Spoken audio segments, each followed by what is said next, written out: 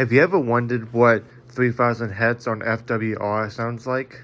Well, this might be the first time that you guys get to hear this, so here we go.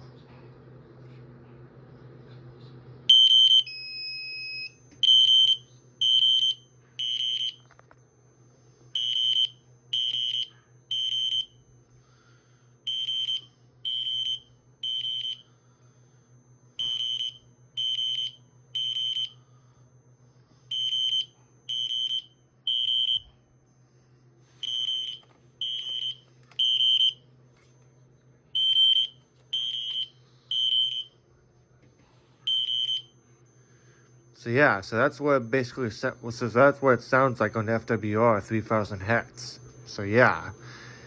So it does kind of sound like a combination of the electrical, mechanical, and 3000 hertz. So, which sounds interesting. So yeah. So I hope you guys enjoy it.